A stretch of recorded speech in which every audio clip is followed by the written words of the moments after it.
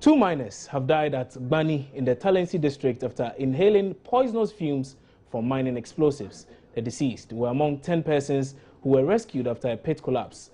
The 8 others are receiving treatment at the hospital. We can now speak to our Upper East Regional Correspondent Albert Sorry with more on this story. Hello, Albert. Yeah, hello. Albert. Yes. Yes. So, what is really happening now? What's the latest on this situation now? Well, first of all, let me say that it wasn't a mine collapse, actually. What happened was that the miners at Shanji Mining Company were in a different pit working. And then there was a blast in a different pit.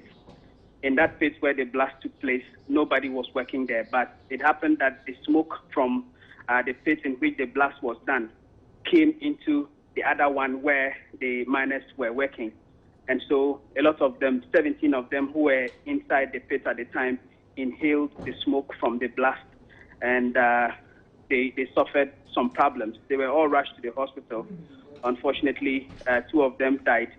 And later this morning, we were told that another one has died. So the death toll has actually increased from 2 to 3 now. I see. So as we speak now, 3 people have died. Yes. One more than the number we knew. Yes.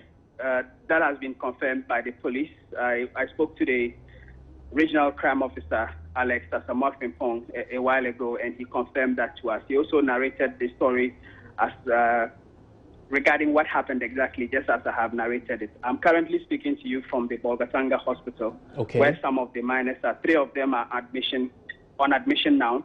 One, we are told, is in a very critical condition and has been put at the intensive care unit. The other 2 are doing well, and they spoke to me a while ago.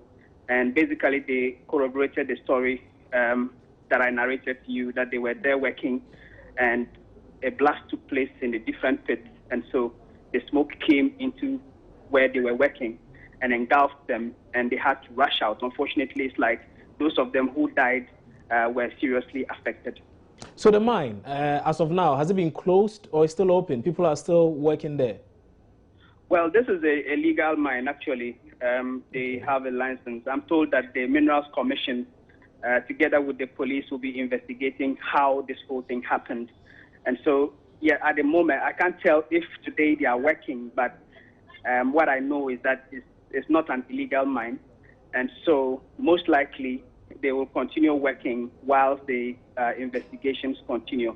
Maybe that particular mine where the accident took place is where, they will not continue work for now.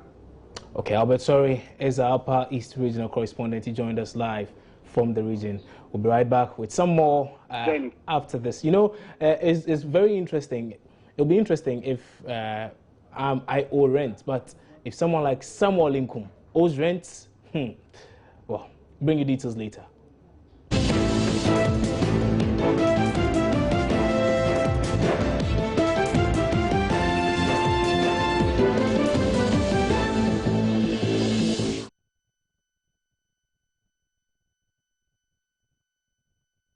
Football star Samuel Lincoln is making the news across in the United States for all the wrong off-pitch reasons. Mr. Lincoln reportedly owes his landlord some rent and other charges. The landlord has filed a lawsuit claiming the footballer not only failed to pay his rent but damaged the property while he lived in it. One of the biggest newspapers in the world, the Washington Post, first reported the story last week, and here's how an American television station covered it as well.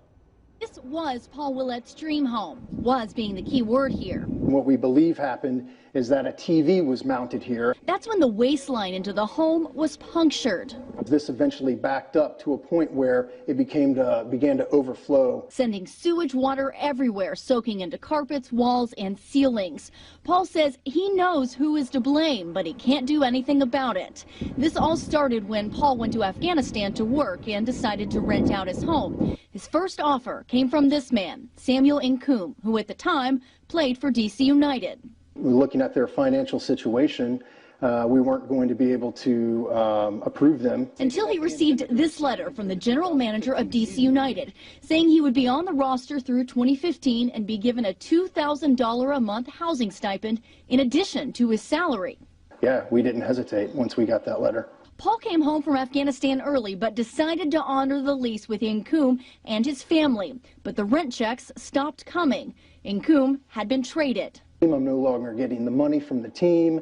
And I said, look, I know it's difficult, but I can give you a couple extra weeks. Inkum left the country and the damage was done. So Paul tried DC United. After all, they were the reason he decided to rent to Inkum in the first place. I said, don't you feel like you have a moral obligation to help someone out who's helped you out? DC United released this statement to us, saying this is an unfortunate situation. We have helped Mr. Willett get in touch with Samuel Inkum and his agent, and we're hopeful this matter can be resolved. And the bills keep coming. In fact, while we were here in the middle of our interview, another one showed up. This is $350, and these things add up. So now Paul is suing Inkum for more than $84,000, which includes damages and back rent.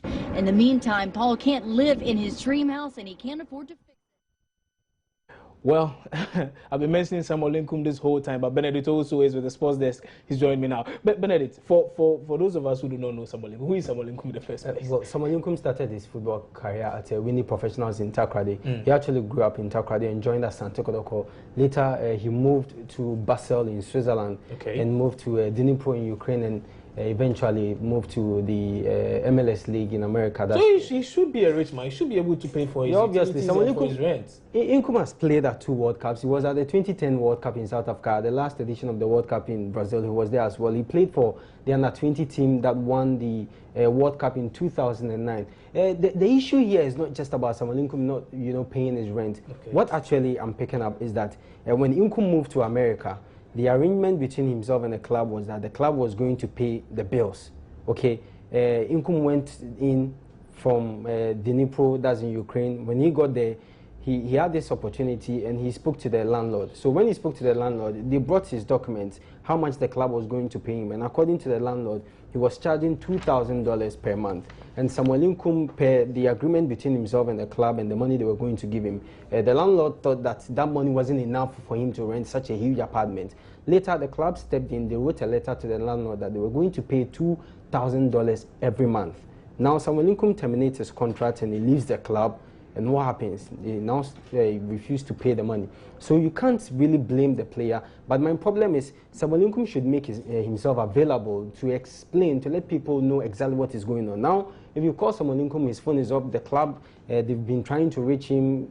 I mean, he's nowhere to be found. That's the problem. He should avail himself to explain and tell people what exactly is going on. I think the issue is not about Samuel Inkum owing. So point is, technically speaking, he doesn't really owe them. That's what I'm picking up.